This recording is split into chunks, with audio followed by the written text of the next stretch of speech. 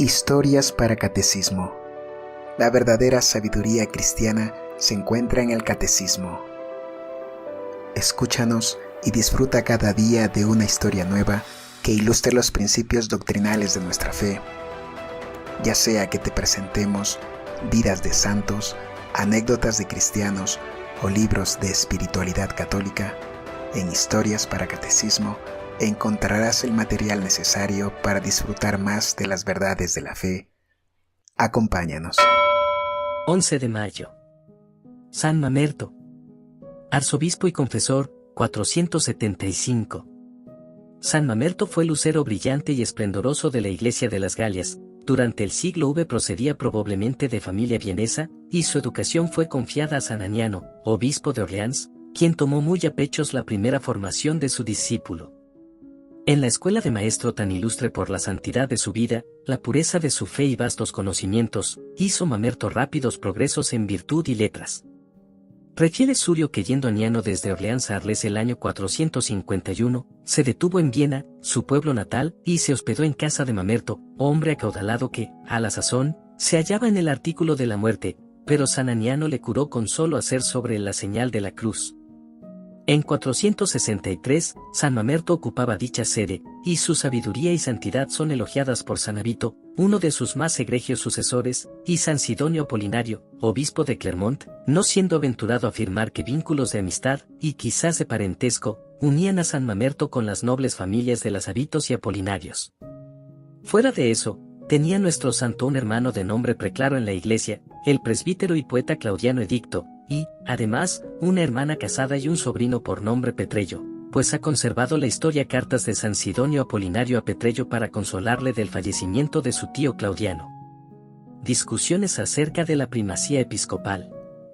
Gozaba la sede de Arles desde antaño de muchos y dilatados privilegios. La de Viena, por su parte, daba nombre a la provincia, y se remontaba hasta los tiempos de los apóstoles, en la persona de sus primeros obispos.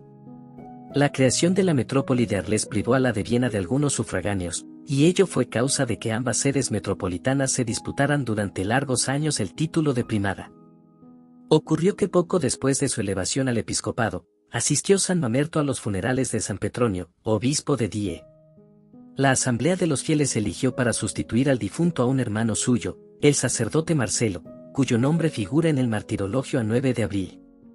El nuevo electo rehuyó el nombramiento y desapareció de la ciudad, ocultándose en una cueva, pero, descubierto poco después, condujeronle triunfalmente a San Mamerto para que le diera la unción episcopal.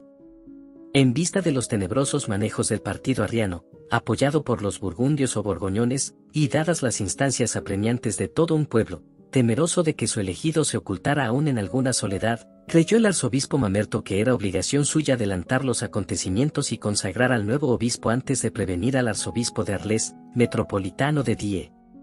Tal precipitación le acarreó serias dificultades. En efecto, Gondioc, rey de los burgundios, cuya política favorecía a los arrianos, protestó ruidosamente de tal desafuero, y el día mismo de su consagración fue apedreado el nuevo obispo y seguidamente desterrado. Por su parte, San Mamerto fue denunciado al Papa San Hilario como responsable de lo acaecido, pues había consagrado a un obispo fuera de su provincia eclesiástica.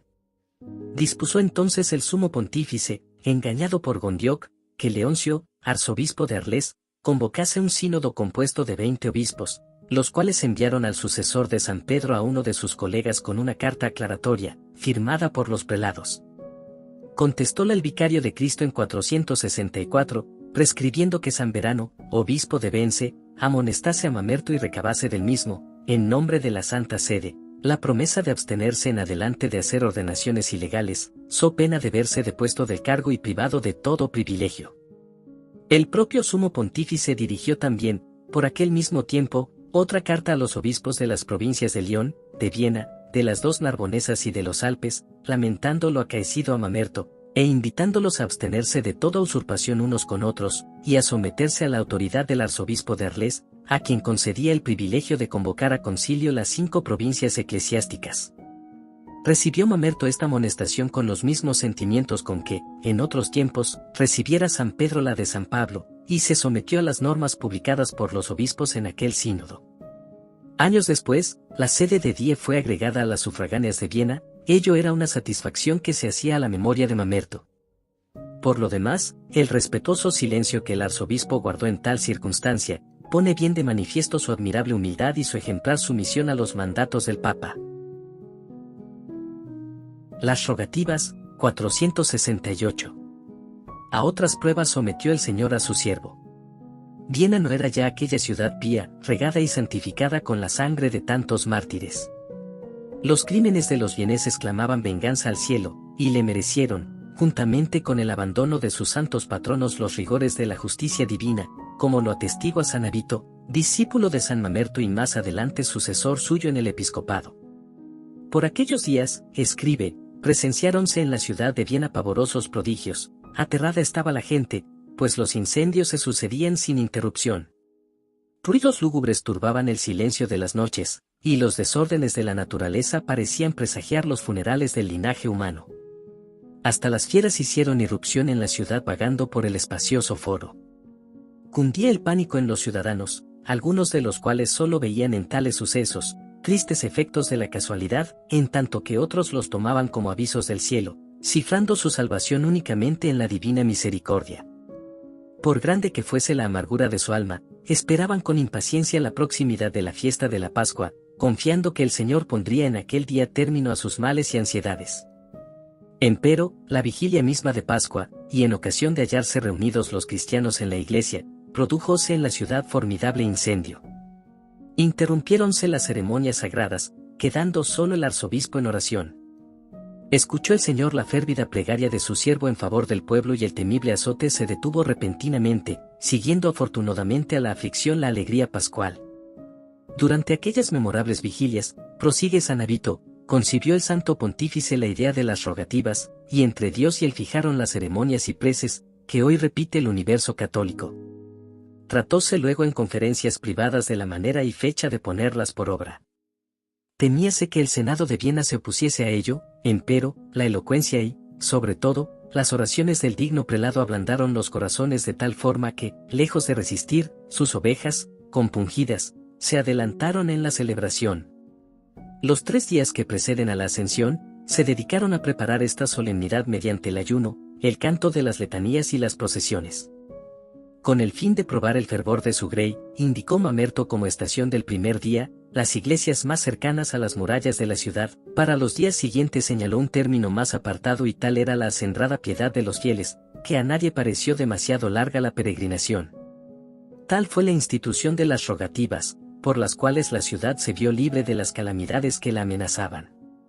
No queremos decir con esto que San Mamerto sea el autor de las procesiones anuales celebradas en muchas localidades para atraer las bendiciones del cielo sobre los frutos de la tierra, pues San Lázaro, arzobispo de Milán, que falleció en 449, ya las había instituido antes en la capital de su diócesis, pero a San Mamerto le cabe la gloria de haber restablecido esta devota costumbre, a la sazón en desuso, de haber agregado el ayuno y la oración y haber determinado los 3 días que preceden a la Ascensión. Valioso es a este respecto el testimonio de San Sidonio Apolinario. Existían indudablemente, escribe, preces públicas en tiempos anteriores a San Mamerto para impetrar del Señor la lluvia, el buen tiempo, etc., pero eran poco precisas, faltábales de ordinario fervor cristiano, eran poco practicadas y en cierto modo rutinarias e interrumpidas por abusivas reflexiones, por lo cual aflojaba la devoción de los fieles. Empero, en las instituidas por este santo prelado se ayuna, se ruega, se llora y se salmodia. Siguieron el ejemplo de los vieneses varias otras diócesis, y la práctica de las rogativas, ganando terreno poco a poco, acabó por ser adoptada por todas las iglesias de la Galia en vida de San Mamerto, y el Papa San León III las extendió a toda la catolicidad a principios del siglo IX. Durante mucho tiempo los 3 días de rogativas fueron días de ayuno y abstinencia. Invención de las reliquias de los santos Ferreol y Julián, mártires. En el intervalo que medió entre las primeras rogativas y el concilio de los obispos de la archidiócesis de Viena, reunidos para autorizar la nueva institución, construyó nuestro santo una iglesia en honra de San Ferreol, tribuno militar y mártir, cuya festividad se celebra el 19 de septiembre. Imperando Constantino, cierto caballero catecúmeno, llamado Cástulo, edificó una capilla a orillas del Ródano, en el propio lugar del martirio y sepulcro de San Ferreol. Con el andar del tiempo, socavaron las aguas del río los cimientos de aquella iglesia, y San Mamerto evitó su desaparición reconstruyéndola en paraje más elevado. La nueva iglesia era de hermosa estructura, y subsistió hasta el siglo VIII, en que los moros la destruyeron. Ni Gregorio Turonense, que la conoció, afirma que se guardaron en la construcción de la misma, la simetría y proporciones de la iglesia primitiva. Estando yo de paso en Lyon, hospedado en casa del santo obispo Nicier, dice San Gregorio, ocurrióseme ir a Viena para orar ante el sepulcro del glorioso mártir Ferreol. Parecíame que, dada su antigua amistad con San Julián, patrono de mi tierra, no era yo menos hijo de este que de aquel. Recé, y, al terminar, alcé los ojos y vi encima del ambón 2 versos latinos que decían: aquí yacen los restos de 2 héroes del cristianismo, la cabeza de Julián y el cuerpo de Ferreol. Es San Julián, apellidado, de Brioude, por el lugar de su martirio, oriundo de Viena, y lo mismo que su amigo San Ferreol, tribuno militar, fue también condenado a muerte en tiempo de Diocleciano. Su festividad se celebra el 28 de agosto. Como San Gregorio pidiera algunas explicaciones al guardián de la iglesia, refirióle la traslación solemne de las reliquias de San Ferreol a la iglesia nueva en los días del arzobispo Mamerto, y del descubrimiento de la cabeza de San Julián. En el solemne acto de dicha traslación, congregáronse incontables fieles y muchos abades y monjes. Pasaron la noche cantando himnos sagrados y, de madrugada, comenzóse la excavación en el sitio donde se presumía se hallaban las reliquias. Al llegar a cierta profundidad, descubriéronse 3 ataúdes. Grande fue la perplejidad y sentimiento de todos, no acertando a distinguir cuál de los 3 era el del santo mártir. Mientras la incertidumbre sellaba los labios de los asistentes, surgió de entre ellos una voz que, inspirada de lo alto, dijo así: de antiguo se venía diciendo y era tradición muy popular, que la cabeza de Julián se hallaba encerrada en el ataúd de Ferreol. Abramos los 3 ataúdes, quizá descubramos con esta señal el cuerpo del santo mártir. Invitó entonces San Mamerto a toda la asamblea a orar con él e invocar al Padre de las Luces. Ábrense 2 ataúdes, pero nada indica el nombre de las reliquias depositadas en ellos. Ábrese el tercero y hállanse los despojos mortales de un hombre, que tenía la cabeza cortada, y que sostenía entre sus brazos otra cabeza. Tanta serenidad y frescura conservaban los rasgos fisonómicos, que parecía estar en plácido sueño. Inundado de gozo, exclama el santo obispo ante la concurrencia: sin duda, es este el sepulcro de Ferreol, y esta es la cabeza del mártir Julián. El pueblo responde a las palabras del pontífice con cánticos de júbilo. Seguidamente y cantando salmos, son trasladadas las santas reliquias a la iglesia preparada para recibirlas. Muerte de San Mamerto. Traslación de su cuerpo a... Mamerto consiguió reanimar el fuego sagrado de la devoción en su amada Grey, la cual gozó después de un periodo de tranquila paz, y, tras dilatada vida de incesantes trabajos, llamó Dios a su siervo para darle la corona prometida a los elegidos. Falleció el 6 o el 11 de mayo de 475. Sus restos descansan en la iglesia de los Santos Apóstoles, cabe el altar mayor. Grabáronse en su sepulcro 2 versos que dicen sencillamente su nombre y su dignidad. Sin mucho tardar ilustró Dios nuestro Señor los méritos de su siervo con portentosos milagros, cuya fama se difundió de uno a otro confín de las Galias. Y pues alardeaba la ciudad de Orleans de haberle dado la educación primera, de ello se valió para reclamar su cuerpo, apoyándose en la autoridad del rey Gontrán y del Papa Juan III. Consiguió en parte lo que anhelaba, no sin la natural protesta de los vieneses, a quienes se sustraían las venerandas reliquias de su padre y protector.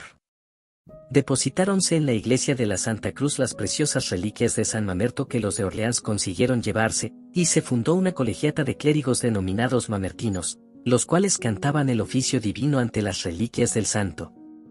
Celebrábase en Orleans 3 veces al año la conmemoración de San Mamerto, a saber, el 11 de mayo, día de su festividad, el 13 de octubre, aniversario de la traslación de su cuerpo, y el 14 de noviembre, aniversario de la de su cabeza. Las reliquias eran llevadas procesionalmente en 2 urnas de plata. En el siglo XVI, durante la guerra feroz de los hugonotes contra las reliquias y relicarios, estatuas e iglesias y todas las obras de arte reunidas en ellas al cabo de los mamertinos, el sepulcro del santo fue profanado y sus huesos reducidos a cenizas. Los enemigos de la religión tienen, en todas partes, de común, el odio a todo lo que se halla más cerca del trono de Dios, cuáles son los santos, y, por ende, sus sagradas imágenes. En todas las revoluciones ateas ha habido furibundos iconoclastas, para quitarse de delante permanentes acusadores de sus vicios y crímenes.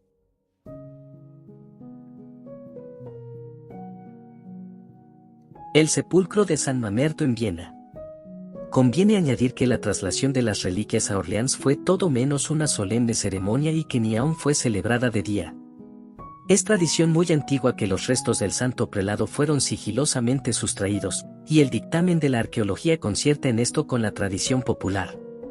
Inhumado Mamerto en la iglesia de San Pedro, cuya fundación remonta al establecimiento del cristianismo en Viena, pasó aquel templo por las mismas vicisitudes que la ciudad, asolada sucesivamente por los borgoñones, los francos y los sarracenos.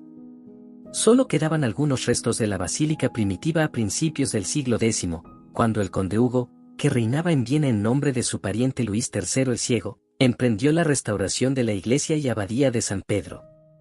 No relegaron al olvido los arquitectos los sepulcros de los santos, que eran incentivo de la piedad de los fieles. A aquella época debe atribuirse la restauración del sepulcro de San Mamerto, el cual fue colocado a la sazón en el presbiterio, al lado de la epístola, bajo un arco embutido en la pared y frente al sepulcro de San Leoniano, fundador de la abadía.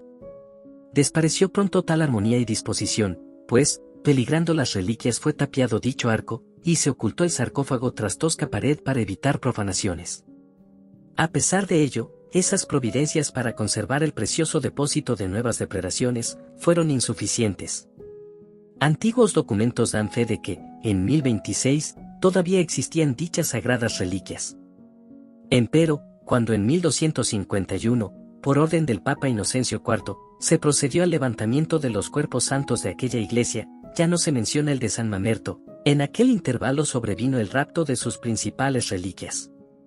Perdióse más adelante la memoria de su sepulcro, de modo que, en sucesivas restauraciones de la iglesia de San Pedro, a fines del siglo XVIII, no se hizo nada para evitar que desapareciera, bajo una capa de mortero y yeso, el epitafio que ya nada indicaba. En 1860, practicáronse excavaciones en la pared del ábside de San Pedro, descubriéndose el epitafio de San Mamerto, y más abajo una tumba que, según los más competentes arqueólogos, tiene todos los visos de la época en que falleció el santo. Una abertura que había sido practicada en la pared anterior confirma la violación de las reliquias. Al levantar la tapa de la tumba, reconocióse fácilmente que solo quedaban los pocos huesos del cuerpo allí depositado que no alcanzó la mano del raptor, con lo cual quedaba confirmada la tradición. En el mismo año de 1860, una comisión de eclesiásticos, médicos y arqueólogos inspeccionó atentamente estas sagradas reliquias, las cuales, por decisión de la autoridad episcopal, fueron reconocidas como auténticas de San Mamerto. Todo ello concordaba con la tradición de Orleans. Los sagrados fragmentos, olvidados más que respetados por el tiempo y las revoluciones, consérvanse en varios relicarios en la iglesia San Mauricio de Viena, y se exponen a la veneración pública. Atribúyense a San Mamerto varias obras hoy perdidas. Consérvanse 2 homilías suyas insertas en la patrología, una sobre las rogativas y otra acerca de la penitencia de los ninivitas. San Mamerto es tenido por el segundo patrono de la iglesia de la Santa Cruz de Orleans, invócanle en el orleanesado contra la rabia, y en el delfinado contra las epidemias. En otras regiones le han tomado por patrono los bomberos. Celébrase su festividad en varias diócesis de Francia.